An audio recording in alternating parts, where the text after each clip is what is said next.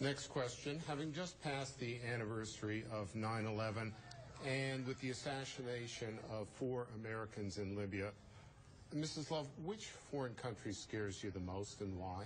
Oh, there are a few of them. We cannot sit there and think to ourselves, if we just close our eyes, that all of our problems will go away. We can't just sit and pretend that we're going to make friends with the nation. I mean, with other nations that want to see us harmed. There's so much. There's Egypt. There's Iran.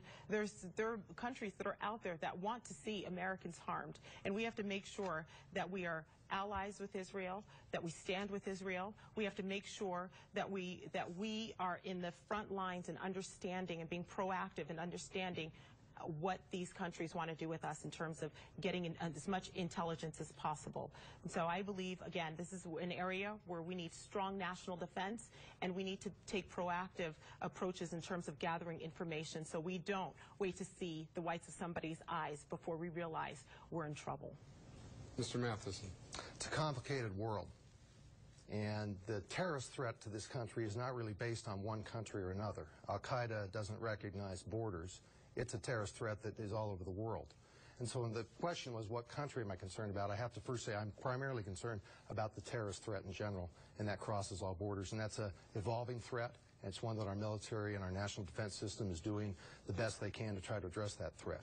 If I was to talk about a particular country, I'd talk about Iran, because Iran wants to produce a nuclear weapon. They're moving in the direction of doing that, and the leader of Iran has specifically said that he wants to wipe out Israel. So if you want to talk about one country that causes me great concern, it would be the country of Iran. We can't let that nuclear weapon get developed. For both of you in Iran, what's the red line? Well, are you asking me first? Yeah. Well, again, I think that standing with Israel, understanding where we're going to be, understanding if they need our help, we are there. Because that threat is not just a threat against Israel, it's a threat against everything we know and hold dear, which is individual liberty, freedom, and the pursuit of happiness. I think it's real tough to define the red line. Mitt Romney was just asked this on the airplane yesterday and said it's hard to define exactly where that red line is, but none of us want to see Iran get a nuclear weapon. And both candidate Romney and Obama have said they're not going to take the military option off the table. I think that's really important. It's also important we recognize the value of our relationship with Israel. My opponent's proposed to eliminate all military aid to Israel in her proposal. And I don't think that's the right direction we want to go. That is not true. It's absolutely not true. I've put a statement out there that I stand with Israel.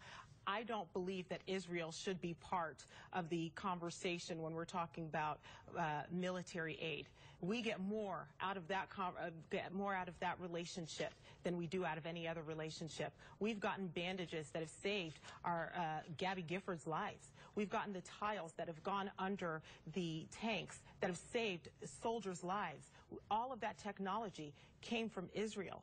The dome, the missile defense weapons, that intelligence came from Israel. So I stand with Israel. And when I talk about foreign policy and foreign aid, military aid, I did not specifically never talked about Israel. I've always stood with Israel. Well, let's be real clear. Here's her plan. It says end foreign military financing, and the big recipient, the largest recipient of all of that whole budget item is Israel. They take more than half of the entire budget. So you can't have it both ways. You want to get rid of it, but you don't want to give it to Israel. This causes a lot of concern because there's bipartisan support for Israel across the board, Republican, Democrat. It's a very unusual proposal to say let's end military financing.